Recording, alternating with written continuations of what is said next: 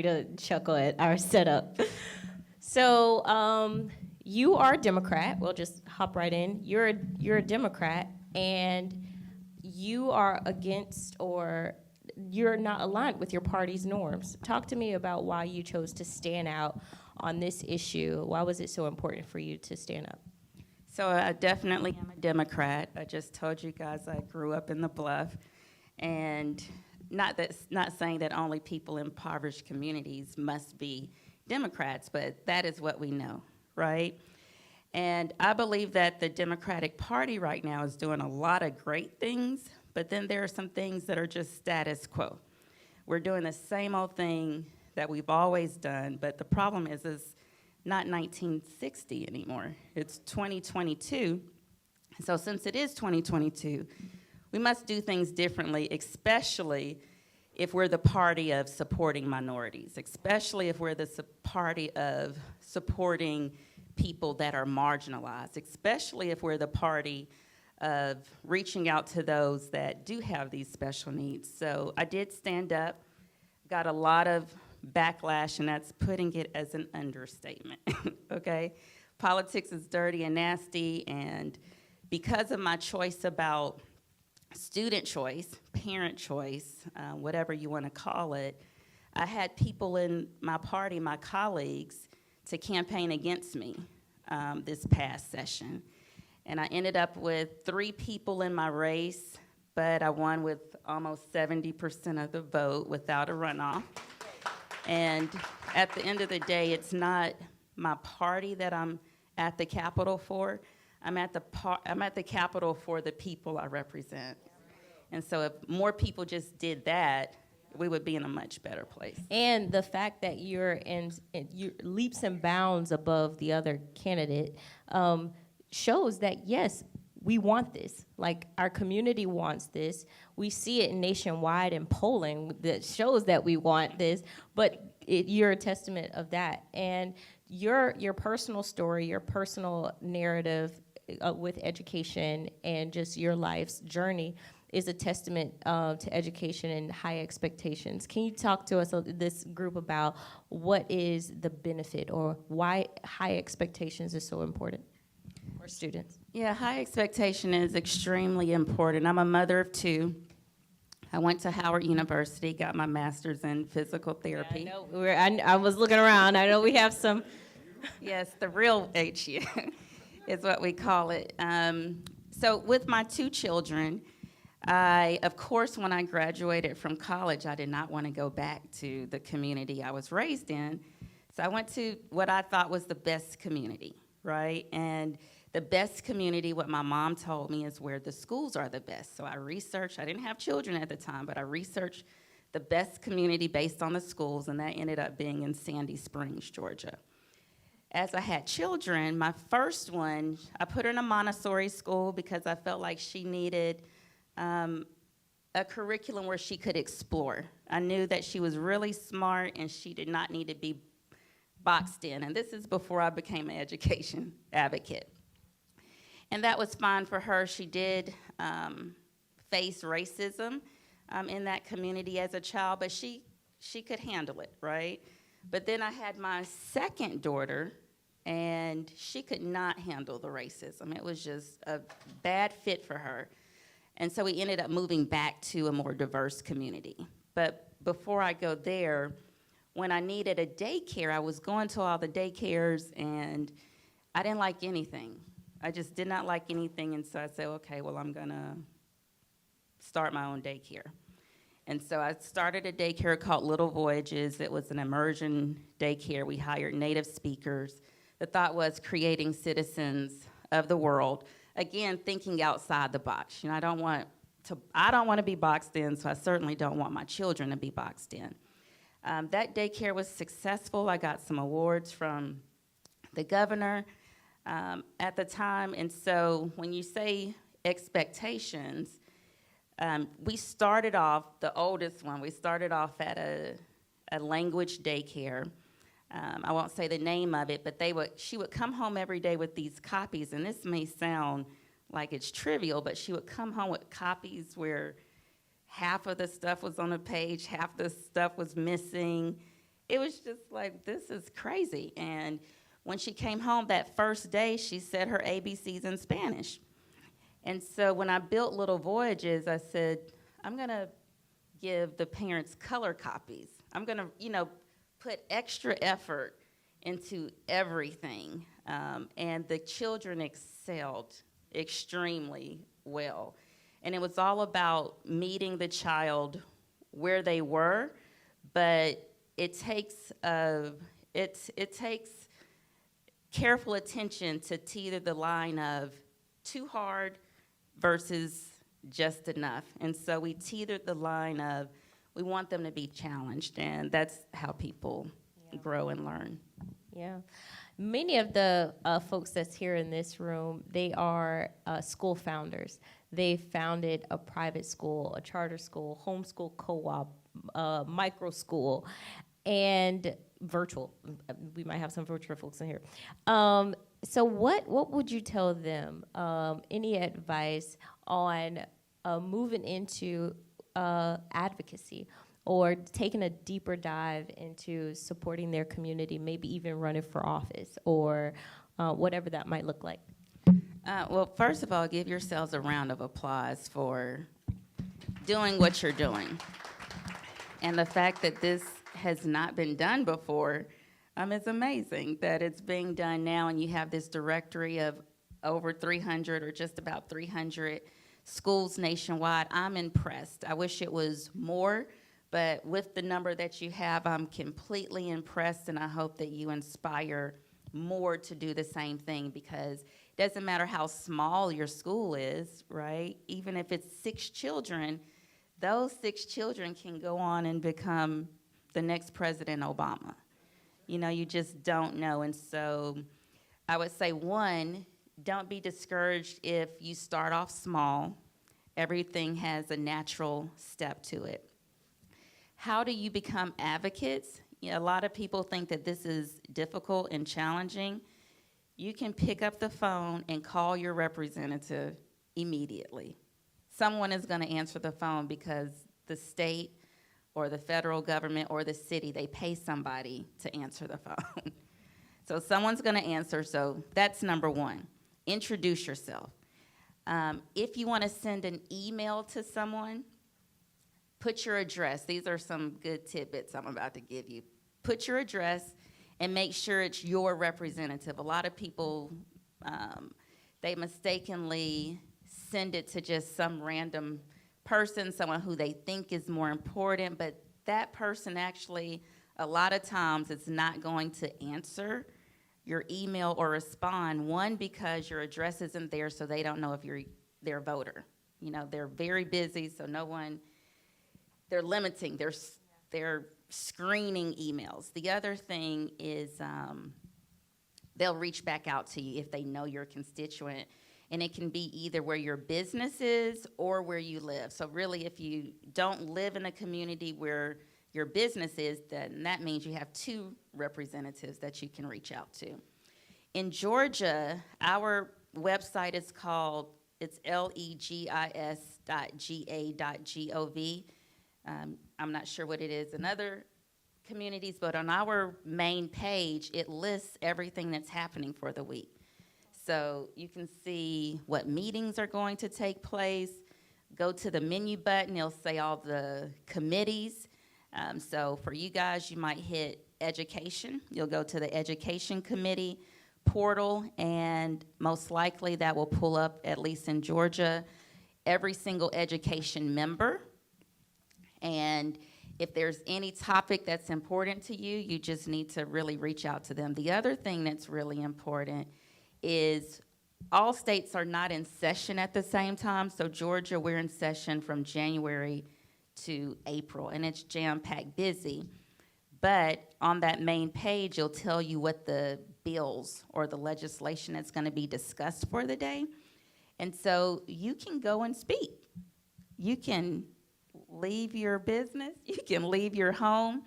You contact the person, whoever is the administrative assistant for that committee, and you say, I would like to testify. And so I encourage you all to just do that. If you don't find it for education, if it's for public safety, I encourage each and every one of you to just try to first make the time to go down and let your voice be heard. I don't care what it is, but just let your voice be heard. And as far as running for office, everybody should do it. I had no political experience before. I just knew that I cared. I just knew that something needed to change. And here I am, 2 elections down, winning both times without a runoff, because I just told the community the truth, what they wanted to hear and what was important to them. Yeah, and I want to make a point based on the tips that you just shared, because this group, you guys, are not supported oftentimes in the legislature. You know, we even had from the federal government, President Biden putting a memorandum on charter schools. And so the policy, unfortunately, the politicking and the school founder role kind of goes hand in hand. And so those tidbits are very helpful for this group. And especially since we live in an age where oftentimes the Democratic Party is not that supportive. In the legislature, we're constantly fighting for your doors to stay open. Not in states like Arizona. So they just had a fantastic bill that just passed. Bruce and Janelle are from Arizona, where they now have a ESA program statewide. So every kid in Arizona will receive $7,000 to use however they want on textbooks, on private school tuition, on tutoring, on laptops, books, whatever they want. And that's amazing. I wish Florida did it first, but Arizona's great. So everywhere else, we gotta fight to be like Arizona. Thank you so much. And we have time for a couple questions for Representative Mainor. So if you have a question, stand, and our other mic is out. So we'll just speak loud. Good morning, everyone. Good morning. Welcome. Thank you for being here. My name is Shamari James. I am a co-founder, chairman, and CEO of Equity Now, Inc., which is a nonprofit charter management organization to Legends Charter School, aka Charter School. It is so disappointing to hear the same line repeated over and over again, taking money away from the system, taking money away from public schools. Well, charter schools are public schools. And we have this conversation. I love that you say students and parent choice, because my previous work in healthcare, I switched it from doctor-centered healthcare to patient-centered healthcare, God bless. So we have to have the same conversation about student choice, right? So how do we, and I don't mean to trivialize or make it not seem tricky or not as important, but have the conversation around marketing and campaigning that school choice and charter schools are public schools, and switch this thought around taking money from the system for Democrats all the way by. Like you said, very lucid, I'm a Democrat, I grew up here. I'm not the same right now. I'm just gonna be transparent and vulnerable. It's kind of tough to align with Democratic policies right now, obviously some of which are really good, but as a school founder, it's very difficult for me to say that as easy as you said it. So how do we campaign, build, and market to change the narrative around school choice is my question. Thank you. Great question. I think events like this, I know that American Federation for Children is one of the sponsors. There are other groups called 50 Can. There's Ed Choice. We really do need these high-powered organizations that have the resources. One of the things that I've mentioned to them is we do need to rebrand, right? It's almost like how defund the police just went in the wrong direction. Student vouchers went in the wrong direction. And so you do have to just rebrand. I did not mention school boards earlier. And so a lot of people do not understand how important the school board is.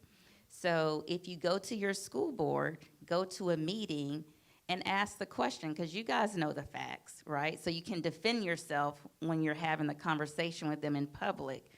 But ask the local school board members, why are you saying that charter schools are not public schools? And why are you saying that charter schools are taking money away from the public schools when we don't get money from you like that?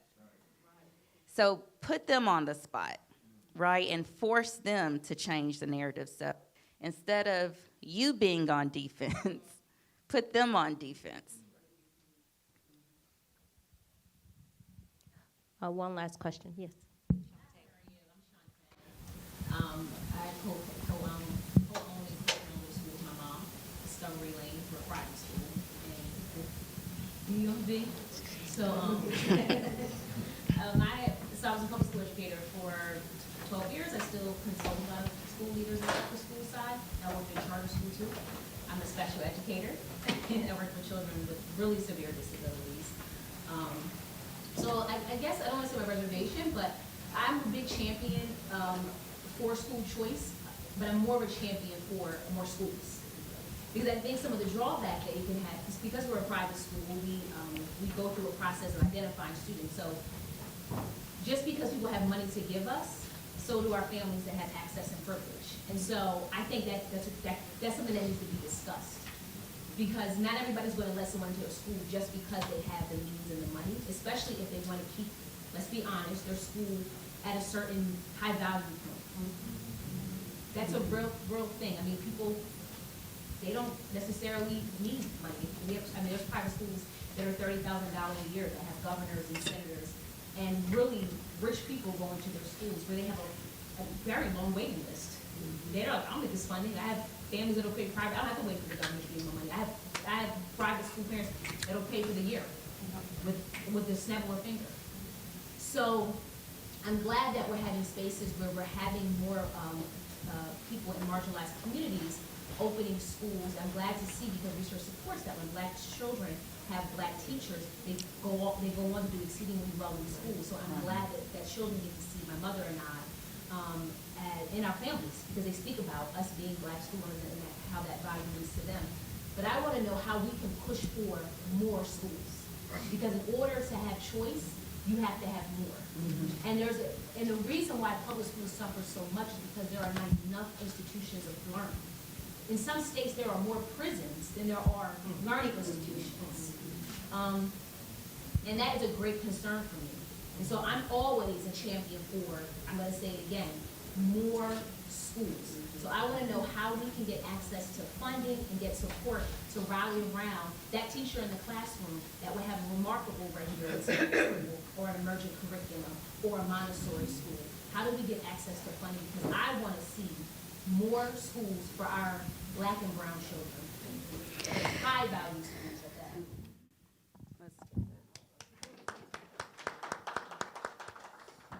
I would say that it's a policy issue, and so that can be solved depending on how your individual state is set up.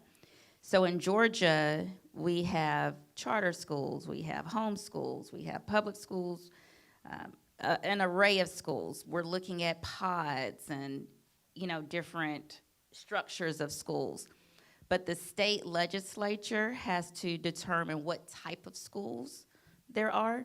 And so one, you need to really figure out what are all the different infrastructures of schools that you can have in your state. The other thing, since things need to be licensed or governed, you also need to reach out to your school board and pose that question, right? So if the school boards are licensing the charter schools, then you need to be asking the school board members, why aren't you doing this? The other thing is there's something called, under President Biden, right now he has something called the Justice 40. Has anybody heard about Justice 40?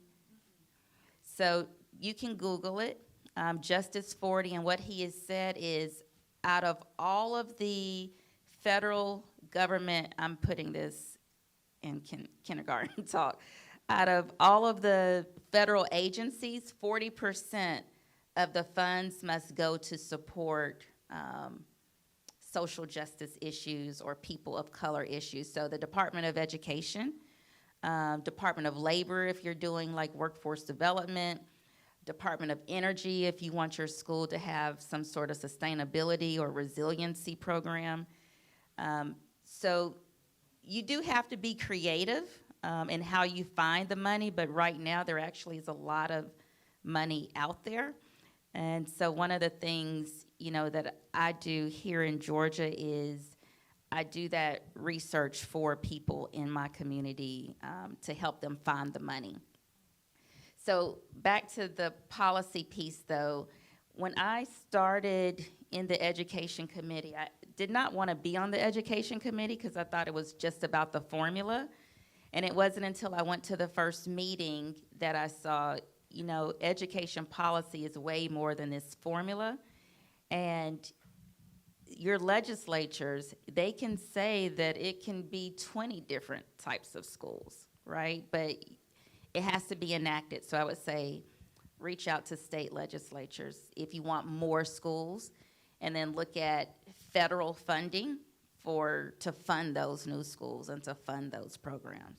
Yeah, because the reason why most of schools of choice, most of you guys are operable because of that legislation, because of those bills and policies across the country that have been enacted that provide funding for scholarships for your school. And we have some folks in from Nebraska who don't have neither charter nor private school policies passed. So the diversity and the infrastructure for schools in the state are very narrow and limited. They're limited to those high price point private schools or to Catholic schools. Most of them are Catholic schools because it's weaved into their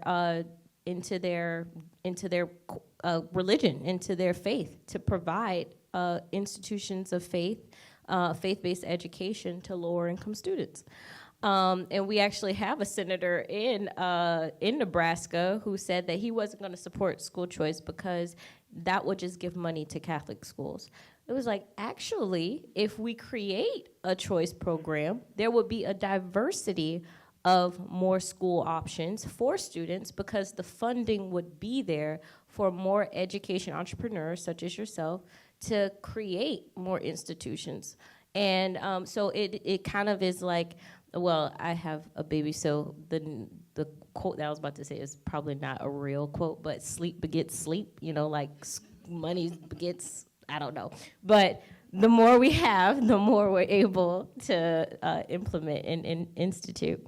Well, thank you so much, Representative Mesha Mainor, for being with us today. Guys, please stand and help me congratulate her for being here.